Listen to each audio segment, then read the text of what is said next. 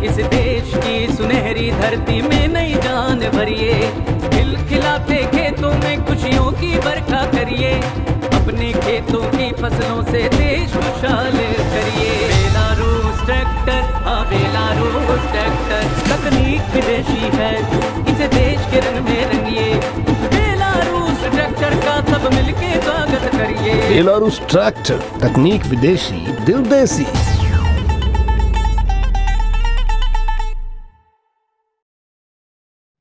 मुझे भी कई दफा बहुत सारे पत्रकार साथी जो है इस तरह का सवाल कर लेते हैं जिसके दो अलग अलग पहलू बन जाते हैं, जिसके दो अर्थ निकाले जा सकते। लेकिन अगर कोई मर्यादा भूलता है तो इसका मतलब वो उस पद के काबिल नहीं है।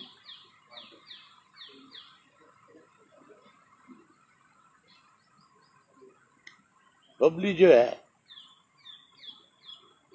विधानसभा के अंदर किसानों के बारे में बहुत कुछ सहानुभूति बटोरने की कोशिश में था, लेकिन कहीं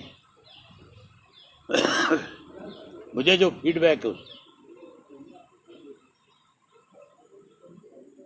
अपने लालच में, कहीं अपने स्वार्थ के लिए उसने जो है जिन लोगों को माँ बाप की संज्ञा दी थी उनको अपमानित किया और उसने प्रदेश का माहौल खराब किया। फैसला तो उनकी पार्टी करे, सरकार करे, क्या नहीं करे, लेकिन जिस भाषा का प्रयोग उसने किया, जैसे दूसरे किसानों के खिलाफ मुकदमे दर्ज किए गए, अरेस्ट किया गया, बबली के खिलाफ भी एफआईआर लॉन्च होनी चाहिए। और एफआईआर कोई ये नहीं कोई जाकर के कराए,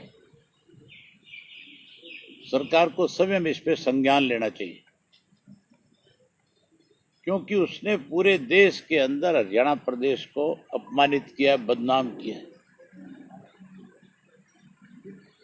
इसलिए उसके खिलाफ जो एफआईआर लॉन्च हो और उसके खिलाफ भी उन्हीं धाराओं के तहत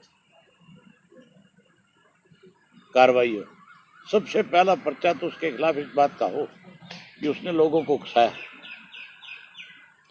अगर किसी ने उसको रोकने की कोशिश करी तो बजाय गाली गलौज होने के, बजाय उस तरह की भाषा का प्रयोग करने के, रोक करके पूछता उनसे कि बताओ भी क्या चाहते हो मुझसे। मेरे उचाना हल्का के प्रोग्राम थे, उदाहरण बताता हूं आपको। और मैंने जैसे ही पहले दिन अपने प्रोग्राम स्टार्ट किए तो कुछ लोगों के पेट में दर्द हो गया और उन्होंने अपनी पार्टी के कार्यकर्ताओं की जिम्मेवारी लगाई कि तुम जाओ, जाकर के अभय सिंह के खिलाफ प्रदर्शन करो, काले झंडे दिखाओ। मैं मोहनगढ़ गांव से जब दूसरे गांव जा रहा था तो दोनों गांव के बीच में एक मोड़ था सड़क का, वहां खड़े मिले मुझे 10-12 लड़के। उन्होंने काले झंडे ले रखे थे। मैंने गाड़ी रोक ली। मेरे बहुत साथियों ने कहा कि गाड़ी रोकने की जरूरत नहीं है, बेहूदे किस्म के लोग हैं। मैंने कहा नहीं, हमें पूछना चाहिए कि क्यों खड़े हैं। और मैंने गाड़ी रोक करके जब उनसे पूछा तो उनके पास कोई जवाब नहीं था मेरी बात।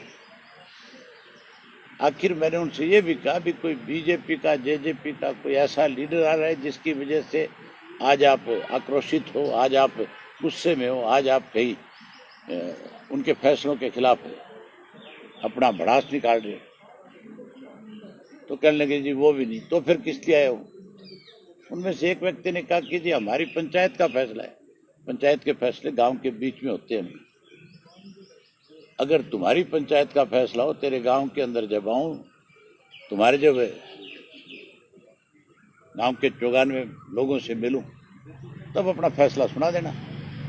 पंचायत मुझे कहेगी हमारे गांव में ना तो नहीं आऊंगा, पंचायत अगर मेरा वेलकम करेगी तो फिर तेरा फैसला तो मिट्टी में मिल जाएगा। आखिर उन लोगों को जाना पड़ा।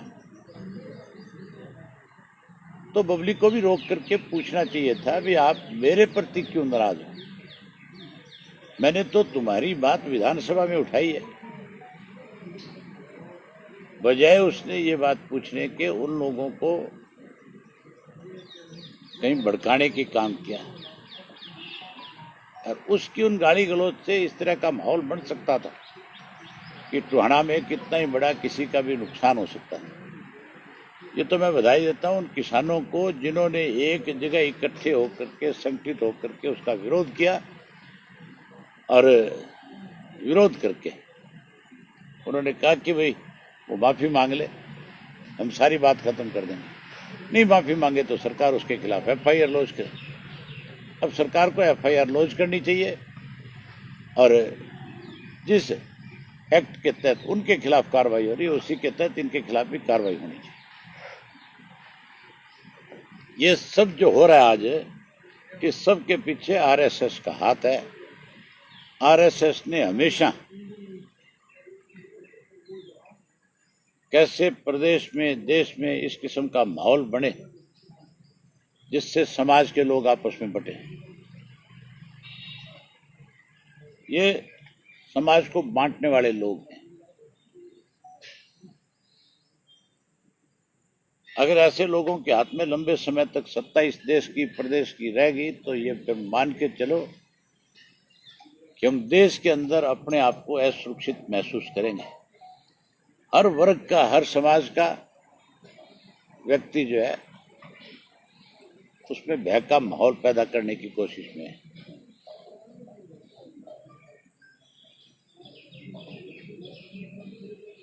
हमारी पार्टी ने एक फैसला लिया है, मैं आपको उस फैसले से अवगत करा देता हूं, फिर उसके बाद हमारी मीटिंग है, आपने भी अपना कहीं जाना ना होगा। कल 5 जून है और कल क्रांति दिवस है।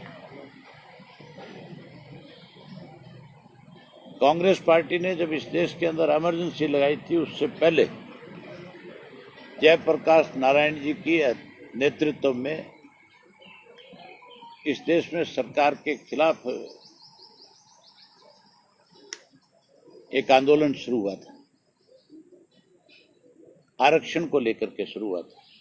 आज कृषि के काले कानूनों को लेकर के आंदोलन चल रहा है। वो आंदोलन भी 5 जून को क्रांति दिवस के रूप में शुरू हुआ, और ये भी जो है किसानों का जो आंदोलन है, इसको 1 वर्ष हो गया। इस 5 तारीख को केंद्र की सरकार ने ये 3 कृषि के काले कानून बनाने के लिए अपनी तरफ से एक नोटिफिकेशन निकाला था। इसलिए हमारी पार्टी ने फैसला किया कि हम इसको कल विरोध करेंगे। हमारे हर डिस्ट्रिक्ट हेडक्वार्टर के ऊपर ये जो काले कानून का जो प्रतियां जो है वहां उनको जलाएंगे, और इसका डट करके हम विरोध करेंगे। हमारा ये विरोध तब तक जारी रहेगा जब तक ये तीनों काले कानून वापस नहीं हो जाएंगे।